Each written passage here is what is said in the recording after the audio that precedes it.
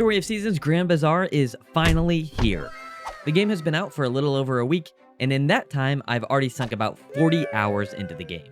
While I'm sure there are plenty of people who have played a lot more than me and consequently know more about the game, I like to think that I've picked up some pretty neat tips and tricks that some newer players might not know yet. So this video is for all of you taking your first step into 𝗖𝗵𝗲. And who knows, some of you pro Grand Bazaar gamers might learn a thing or two as well. If you do learn something new, you have to subscribe to the channel, enable notifications, and leave a like on the video. I don't make the rules, so don't shoot the messenger. Before we get into the video though, a quick spoiler warning is in order. If you do not want to spoil your experience in playing Grand Bazaar entirely blind, do not watch this video. I don't know why you clicked on it. You've been warned. There are spoilers coming ahead. The very first tip I have is to utilize all your movement options. One of my favorite things about Grand Bazaar is just how quick you can move around the map. I've done the math, and jumping instead of running is faster. So even if you don't have the double jump skill or the glider just yet, you should always be jumping your way around town.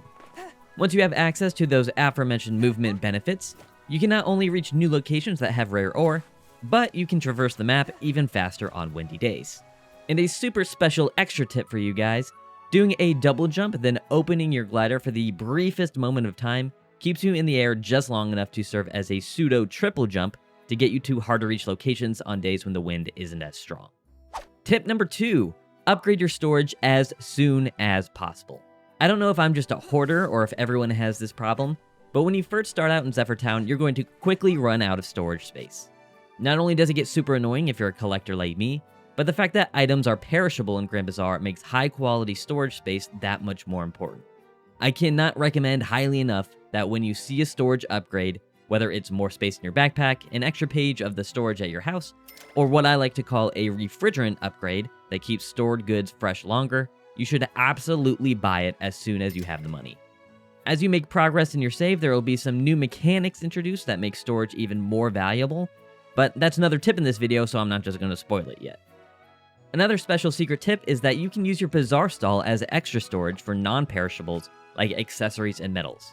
If it doesn't have a freshness rating, they're good to store here. Just make sure you don't accidentally sell these items on Saturdays if you really want to keep them. Tip number 3, utilize the trending items. At the beginning of every season, Felix will send you some mail detailing the trends for the next 31 days. If you want to progress your bazaar rank as quickly as possible, getting the right trends and utilizing them is imperative. Now, I'm not one for save scumming, so personally I didn't do this, but some people in my live chats and Discord server, links in the description by the way, have had some really expensive items such as accessories as their trending items for the season, and they got their bazaar to max rank before the end of summer. So if you're all about min-maxing, make sure you save your game before the season switches over and reload the day until you get a trend that works best for you. Tip number 4 is what I consider the easiest way to make money in the game: perfumes, dyes, and bouquets. All 3 of these items require one simple ingredient: flowers. Many dyes and perfumes can be crafted just by running around town and chopping down the flowers and herbs you see. And to make bouquets, all you have to do is purchase the 3 flower seeds that Miguel sells at his stall during bazaar days. These flowers only take 3 days to grow, which leaves you more than enough time to craft them all into bouquets before the next bazaar day. You'll eventually grow out of using these items to make money once you unlock stronger windmills, but if you get an early season with one of these items as trends like I did, do not waste it. Tip number 5 is more of a series of smaller tips around stamina. The world of 𝗖𝗵𝗲 is vast, and if you're spending all your stamina cutting down flowers, you might not have enough for collecting ores, fishing, or giving your growing crops a second water before bed. As soon as you're done watering your crops or taking care of your animals in the morning, take a shower. The game essentially limits you to 2 showers a day, so if you take one at 8 AM, you'll be able to take another right before bedtime to get that last little bit of stamina to accomplish some stuff. If you absolutely refuse to go to bed at a decent hour and hate the idea of wasting 30 minutes in the shower, this is one simple recipe that I found to be a godsend for stamina: egg over rice. You'll automatically be given a chicken in the first week of the game that will start producing eggs, and rice seeds are a pretty common reward for some early game requests.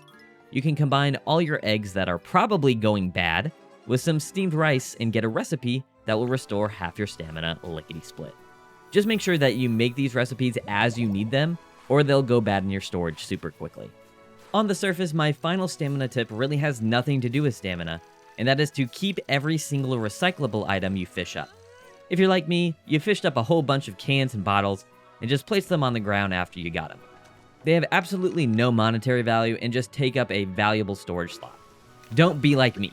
Later on in the game, you'll unlock a recycling stall at the bazaar where you can exchange 30 recyclable items for a power berry to increase your stamina. I'm still kicking myself about all the trash I just left on the ground. Speaking of keeping stuff, that leads us right to tip number 6. Keep stuff. I'm not joking. Remember when I said, as you make progress in your save, there will be some new mechanics introduced that make storage even more valuable? But that's another tip in this video, so I'm not just going to spoil it yet. Well, eventually you'll unlock the nature sprites by flying over to their house on the east side of the map. Each of these sprites collects a unique item. Ivy likes forageables, Penny loves bugs and critters, Honey likes honey, Finley is a fish addict, and Webby enjoys mushrooms. If you've upgraded your storage and hoarded all those items, you'll be able to donate them to the nature sprites for happy points, but more importantly, quality upgrades to all those types of items.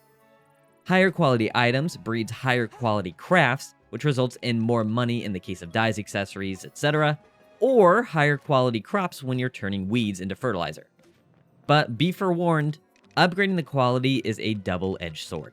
With higher quality items comes the dreaded fact that your identical items will no longer stack, which makes storage space even more important. So here's a reminder to go back to tip number 2 and continue upgrading your storage. Yet another special tip is to always check on the nature sprites on Sunday. Much like the bazaar, nature sprites have trending items you can donate that will give you more experience points that reset weekly. In my opinion, the best one is for Ivy. Every so often, she'll give you extra XP for weeds, which are super easy to get a lot of and serve very little purpose turning into fertilizer at low quality levels. Tip number 7 is to actually invest in your bazaar stall. Eventually, you're going to meet Rebecca, a character who wants to set up a stall at the bazaar, and you'll want to complete her request as soon as possible, because she sells decor to spruce up your stall. These decor items really help out when selling your goods, the most important which for me are the price up stall counters. Of course, the upfront cost on getting these are a little bit high, but they pay for themselves super quick. I'll give another shout out to the bulk sale decor items as well. If you're into selling crops at the bazaar, these decor items will make it much easier to fly through the stacks of 60 crops you have on the counter. For tip number 8, I highly recommend prioritizing your hatchet for tool upgrades. Outside of using flowers for dyes, perfumes, and bouquets, I found that gem and ore farming was a very solid route to making money. You could combine gems and ores together and make accessories, or just sell them at the bazaar as is. Another secret tip is that ore nodes will respawn a couple times throughout the day. So if you're really into ore farming, make sure to start your day by doing that to give the nodes enough time to respawn. That being said though, make sure you hold on to silver ore. I don't know what it is, but actually finding silver ore directly from the silver nodes is incredibly rare.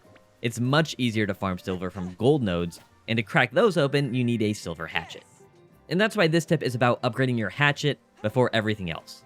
You'll be able to get all your tools up to silver much quicker by farming gold nodes than relying on a copper hatchet and getting lucky with a couple silver nodes here and there. Tip number 9 might seem counterintuitive, but just bear with me. Do not buy farm animals until you're ready. I got way too gung-ho with how cute these little bastards are and bought a bunch of them real quick. What I didn't know was how expensive it is to take care of them and how much their produce will fill up your storage.